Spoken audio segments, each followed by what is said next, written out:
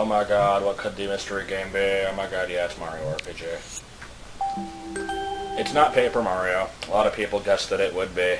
I like this game more than Paper Mario, which a lot of people would disagree with, and you have a very valid argument. This game is not perfect by any means, and I like a lot of the stuff that Paper Mario did, but this is the one that I am more attached to because it was the first RPG I ever played. It was, and one of the only, because people who know me know that I don't really care for the genre that much.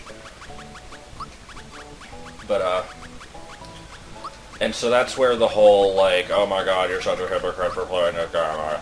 No, it's, I know people are going to say that. I've said that since the beginning, but, like I said, I'm still attached to this game in some ways. I've talked about this in my, 10,000 subscriber special before, about, like, how this is one of the only ones that I can really stand playing, along with Pokemon. Possibly because it just doesn't really take itself that seriously. It's very easy. I don't like RPGs that have a ton of difficulty to them, or way too much complexity.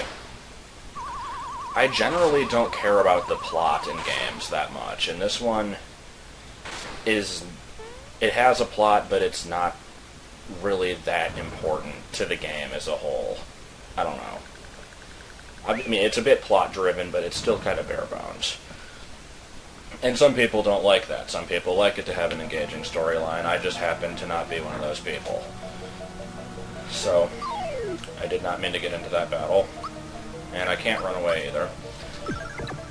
If you've never played this game before, which, if you've played Paper Mario, though, you can see how it was based off of this one in a few ways. Graphics notwithstanding. Graphics are pretty much the polar opposite here. And they were, honestly, the reason I was attracted to the game in the first place, even though I don't consider myself a graphics whore by any means. Back in the Super Nintendo era, I saw previews of this in Nintendo Power and other magazines, and I was thinking, like, holy crap, it's in full 3D. What is this madness? It's kind of like Donkey Kong Country. It has, like, the pre-rendered sprites and everything, but it has the whole isometric view, which seemed interesting to me, because I'd never seen any other games that looked like this yet. I didn't know what RPG meant. I figured that would be explained in the game. I didn't know that it was, like, a genre. So, yeah, this game kind of went for the realistic look. Well, realistic by Super Nintendo standards, at least.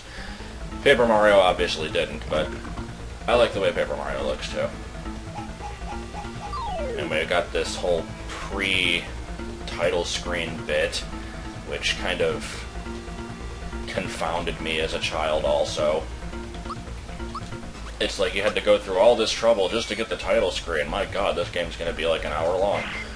Because, like, an hour is totally a long time. What the hell? No, I don't know why I said that. It's going to be like 100 hours long, except it's not.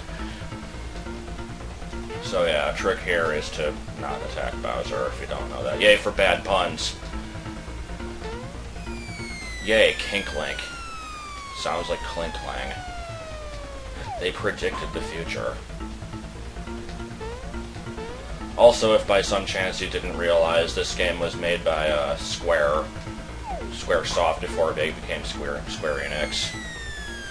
So, I want to say this is the last game they actually made for Nintendo, because this was a pretty late SNES title, and then they switched to PlayStation after this. Could be wrong. I don't actually know for a fact, because I don't know, like, when Chrono Trigger was made. I want to say it was before this. I'm just kind of rambling at this point. This game's going to be an hour long. Guess that means it'll be 4 segments. What is Mario standing on? Shriek, Mario! When you say shriek out loud, you know you have problems. Huzzah. Gotta love the giant sword. Which is and isn't named Exor at the same time. Like, part of it is. don't really know. For some reason, I always thought that that was gonna, like, fade into, say, the end. I'm like, what? Why is the game already over? What? And then it says that, and I'm like, oh, it's just beginning. Did you see the last star? It went to the castle. Did you see it? So yeah, I know 11 billion people have already done this game. I said during the 10K special that, like, I probably wasn't going to do this game because... And then I kind of floundered for a bit. I'm like, wait, why don't I do it? I know a lot of people have done it, and watching the same dialogue that you've seen 100 times might not be interesting, but if I can give my own little spin on it, then I guess that makes it worth it. Yeah, you gotta love some of this dialogue. It's a classic. And this is the part where the game soft locks until you press B. There's a few parts like that. People are like, oh my god, what do I do? I can't do anything, oh my god. And yeah, Mario, I think this might be the first game where Mario decidedly does not speak. Like, there was no reason for him to speak in any of the platformers. And in this one, everybody but Mario can talk. But Mario does something much more awesome than talk. So...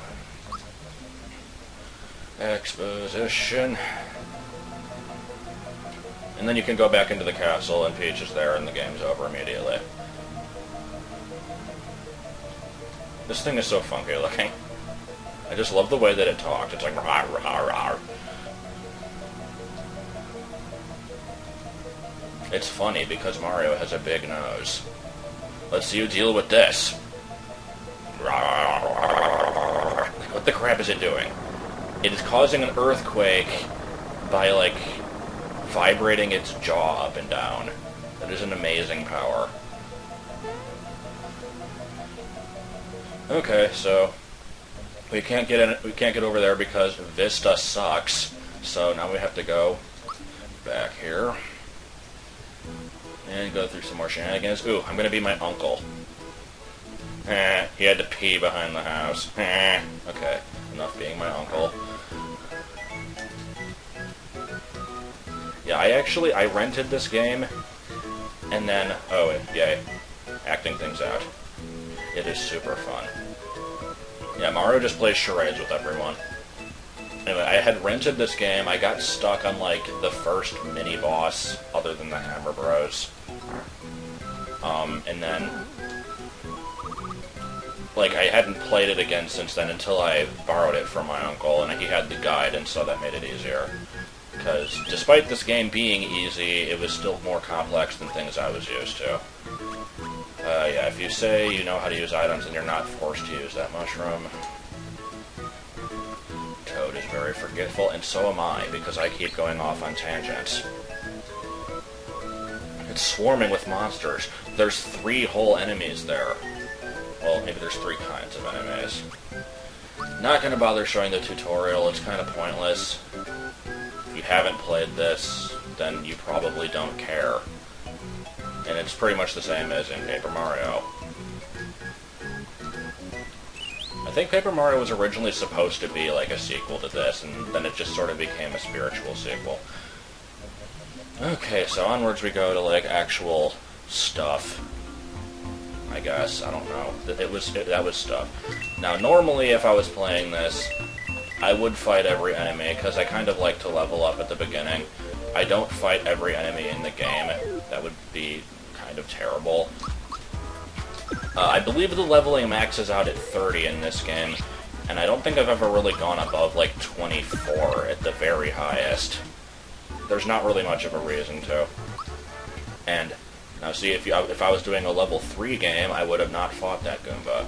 I am not doing that, because I don't really know how, and it would be kind of horrible and luck-based. And I could be doing this on an emulator, and I'd have, like, speed up and save states and all that fun stuff, but I kind of decided to just do it on the Virtual Console for the hell of it.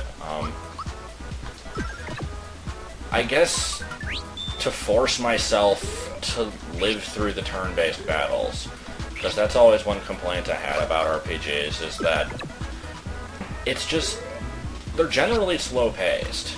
And turn-based battles as a whole are not bad because they add more. They might be more strategic depending on how hard they are.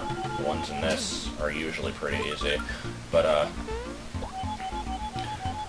don't know. I prefer action sequences where you like actually get to move around and hit things instead of just selecting options on a menu. But I mean, I've survived through who knows how many Pokemon games with the endless grinding involved in that, so I think I can survive through this game without having a speed-up key. It's just a way to, like, force me to get over myself. And I don't know why I'm fighting enemies here. Really? I could run away, but I don't know how much experience I need to level up, and I might as well get to, like, level 2. This game doesn't have the experience bar. You have to actually pause and check it. I don't know if any RPGs other than Pokemon, like, 2nd gen onwards have this. But I am used to it, so I must complain about it. And I must also complain about the Paratroopas, get the name right, because they take 2 hits to kill. Oh no. That one experience will totally bring me over the thing. Yay for Flower Tab. How much do I need? 5. Okay. Might as well fight things. I know it's not exciting. But, I think, let's see, if I get like 3 from this, I don't know how experience really works in this game. I know every enemy has a set amount that they give you, but I don't know if it like actually multiplies if you fight multiple of them in one battle like this. Let's see. Okay, I guess it does, so I only need 2 more. And this is a good place for grinding if you so desire to do so, because you get a pretty good number of Spinies. Spiky. They're Spinies. Get the enemy names right. I don't think it's infinite, but there are a lot of them. And I think you get, like, a mushroom or something. I don't know. I think Lakitu, like, throws you an item after you kill them all. I can't actually remember. I might be thinking of Roseway. Okay, leveling up shenanigans are... what you want to do with the level ups is always choose the one that gives the biggest gain. This one, magic attack goes up by 3, HP goes up by 3. HP is usually more important, just for survival, obviously. Dodge the enemy. And... oh my goodness, it is a mini-boss, and it is not very hard. I might want to heal anyway, just in case. Oh wait, I just healed from the level up. Never mind. Okay, so now there are suddenly 2 of them. What is this madness? That confounded me as a child also. Did anything not? Just the concept of, like, having to get into these little funky otherworldly battles in some other plane of existence other than just jumping on the enemies was unheard of to me, so... yeah, the trick for these guys, I think they have 50 HP, and after you beat the first one, the second one will use Valor up, which makes its defense higher. So, the best thing to do is to hurt them both before, like, killing one, so then you don't have to do as much damage. Hammer time! I don't think you can block attacks that, like, list their name. I think those are magic attacks.